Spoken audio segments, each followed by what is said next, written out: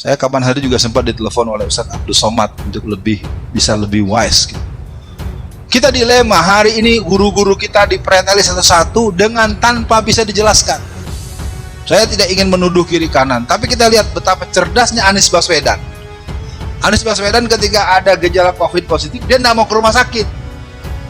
Pokoknya semua yang dibawa ke rumah sakit, jodolnya sampai ke liang kubur. Tapi kalau yang di rumah, dominan pulang. Itu fakta loh. Saya pikir ini perlu ada diskusi mendalam. Kita tidak sedang menyerang pribadi, tapi ini fakta secara physically. Ustadz Najamuddin Ramli, Ustadz Sudarno Hadi, Ustadz Soimin, semua guru-guru kita yang dibawa ke rumah sakit selesai. Kita doakan betul. Memang kelihatannya habis-habisan. Sekarang yang mati itu total sudah 401.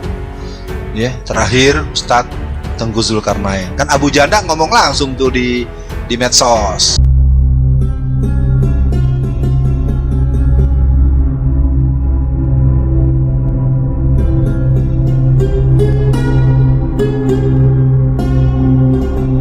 Ayo ibu-ibu semua, mari kita berdakwah dan berjihad di lingkungan keluarga. Caranya apa? Jangan biarkan anak kita berperilaku yang tidak patut. Misalnya, Anda punya anak gadis, datang cowoknya, nikah belum?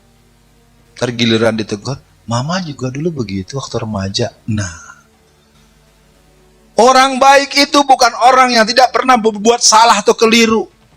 Hatta ibu dulu waktu remaja pernah pacaran, katakanlah begitu. Seorang ibu udah rajin mengaji, ibu punya anak, ibu harus pahami. Ku anfusakum wa ahlikum naro. Maka kalau anak mama, nah kalau saya agak susah ngomong begini. Ya, dilema-dilemanya kan ada dilema masa lalu, dilema tengah. Makanya pada ibu-ibu semua, mari kita, keluarga kita jaga. Ya, kalau anak-anak saya, dalam arti kalau ada tamu, saya tanya, kamu kapan mau melamar anak saya? Gitu, kalau mau datang, harus ada kepastian. Kalau cuma mau bercanda-bercanda, cuma main-main, makan bakso, makan somai, dari pagi. Ini sekarang repotnya ibu-ibu begitu. Kalau ada teman anak laki-lakinya ke rumah, apalagi bawa makanan kesukaan beliau, udah jam 11. Nak, mama izin dulu ya, mama ngantuk tidur duluan. Bukan itu cowoknya diusir pulang, malah pamitan sama cowoknya. Maaf ya, dalam pengalaman saya bermasyarakat, lebih banyak begitu orang tua. Kenapa? Kalau coba mengusir si laki-laki itu, nanti langsung ada pasukan perang dari Sri Kandi Cinta. Wow. Anak kita tuh nggak akan sungkan, Bu, memaki-maki kita kalau nanti cowoknya kita suruh pulang. Bukan di sini, Bu, di Jakarta. Betapa banyak kita sebenarnya dalam kehidupan sehari-hari kita punya persoalan dalam rumah. Sikap hormat, sikap santun, bertutur kata yang baik. Kita ini, ibu, kalau kita telepon anak kita sampai 1000 kali nggak dijawab-jawab. Giliran ngangkat, ada apaan sih?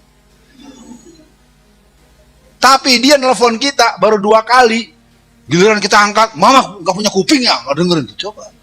Giliran kita nelfon beribu-ribu kali, giliran diangkat, nanyanya santuy, tanpa beban. Tapi giliran dia nelfon kita, sekali nggak dijawab, kita diceramain bagaikan orang maling teroris internasional.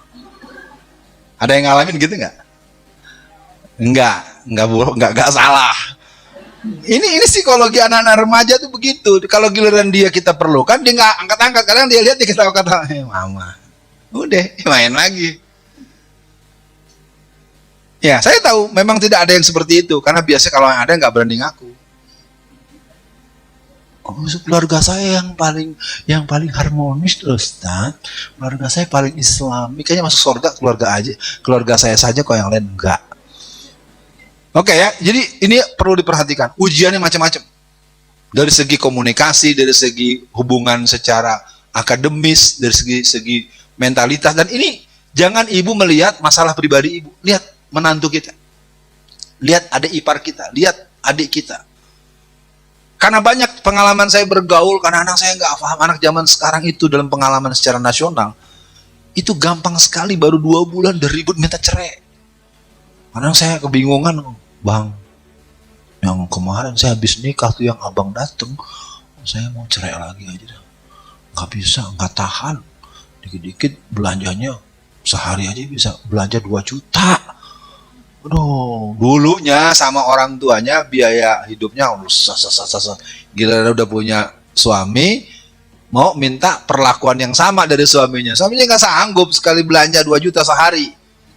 Sekarang acung tangan ibu-ibu yang dikasih uang belanja 2 juta sehari, angkat tangan. Wah, ibu ini luar biasa nih. Catat para pemirsa, ini ibu 2 juta satu hari ya. Tadi angkat tangan. Oke, saya pikir untuk dakwah ini butuh komunikasi, ya, ibu-ibu yang berbahagia, komunikasi yang baik dengan suami. 2, satu komando, jangan ada perintah yang berbeda untuk hal yang sama. Soal merokok misalnya, saya amati anak-anak yang jadi perokok, itu suka terjadi bapaknya melarang, ibunya membelikan. Atau ibunya melarang, bapaknya ngasih, karena bapaknya perokok. Ini dilema-dilema yang ini kan, bentuknya macam-macam nanti. Terakhir, karena waktu kita sudah habis atau dekat habis, dakwah dan jihad sosial. Ini perlu saya sampaikan. Ketika tanggal 10 Mei tahun 2010 terjadi penghancuran Masjid Thayyibah di Medan, saya akan berikan acung jempol buat ibu-ibu. Ketika seluruh instansi lumpuh, MUI sudah mengizinkan Masjid Thayyibah dihancurkan. Ketua DPRD Kota Medan sudah memberikan izin. Itu yang bela itu ibu-ibu Majelis Taklim. Wah, saya lihat ibu-ibu tuh, yang perempuan-perempuan tuh kalau udah tiba ruhul jihadnya tuh nggak ada dia hitung untung rugi.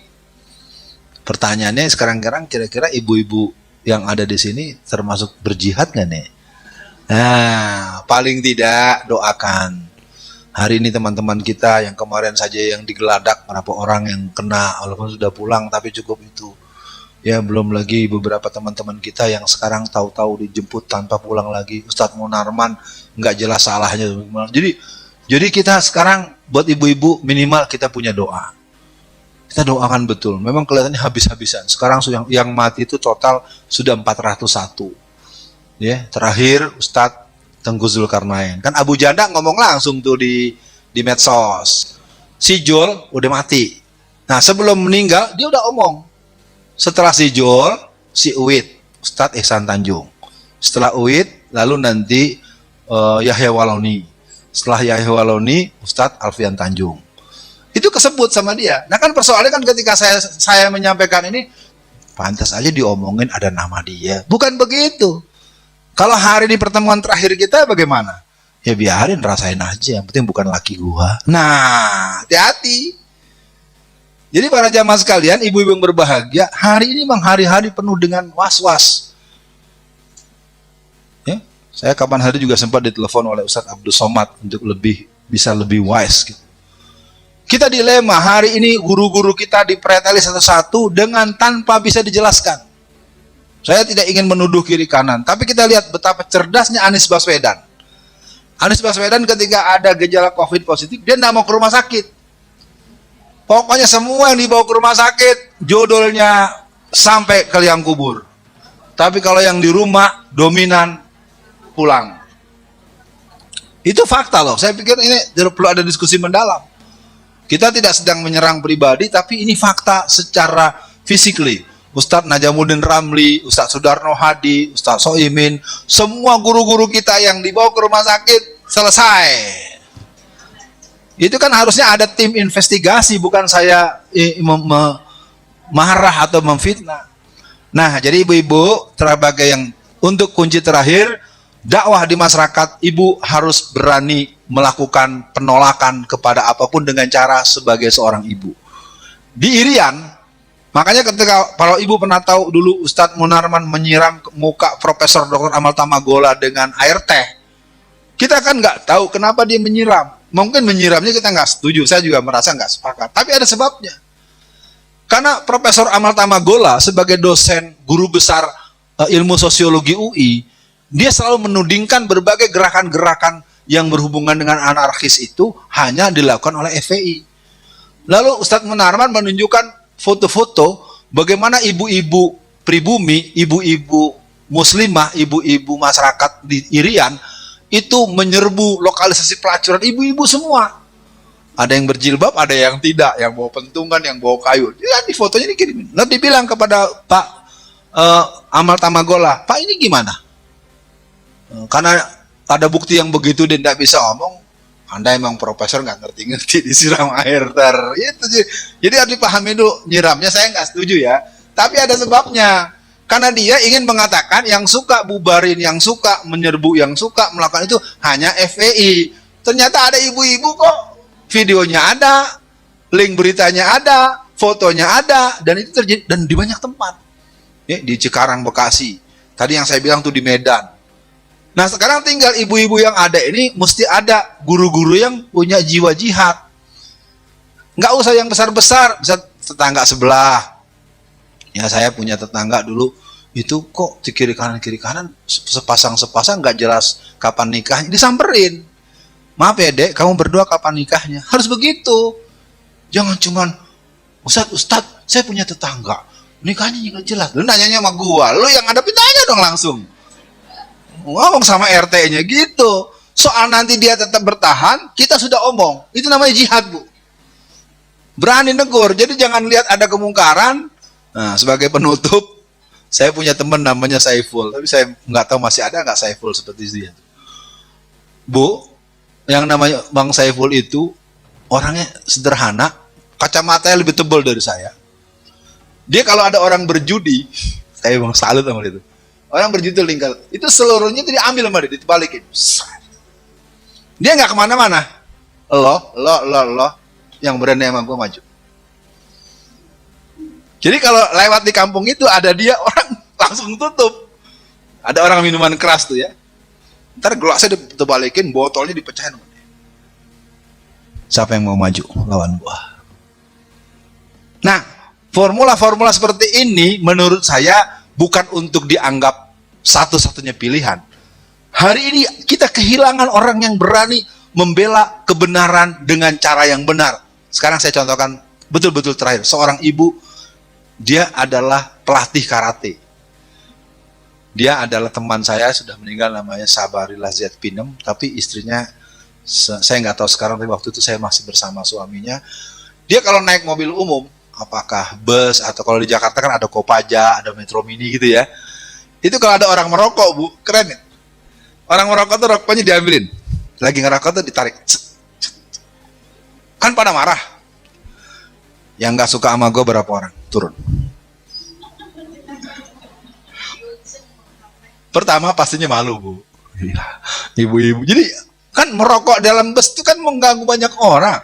Jadi oleh si ibu itu bukan asik ya kan, ibu-ibu biasa gitu. Ini enggak, karena dia memang udah dan pak, dia siap nih ngadepin satu-satu. Jadi rokok teman ini ambil. Dia seperti kondektur tapi bukan minta uang, rokok dicabut-cabutin sama dia. Orang yang lagi terbelalak-belalak marah, siapa yang mau turun? Hadapin gua. Ada yang malu kan? Ada sampai jalan sepanjang jalan nggak ada yang ngerokok lagi. Artinya ini sebagai bagian daripada semangat kita bentuk-bentuk yang lain. Ayo ibu-ibu sekalian, jangan sampai kita nanti ada acara di mana suruh lepas jilbab. Kan udah dimulai di KPK. Bisa aja nanti ibu naik kereta, ibu harus lawan itu. Anda harus tanya undang-undang pasal berapa, ayat berapa. Tunjukin sama kita. Dulu saya tahun 80-an itu yang bikin saya sedih. Saya advokasi 39 anak SMA yang tidak boleh pakai jilbab, foto ijazahnya.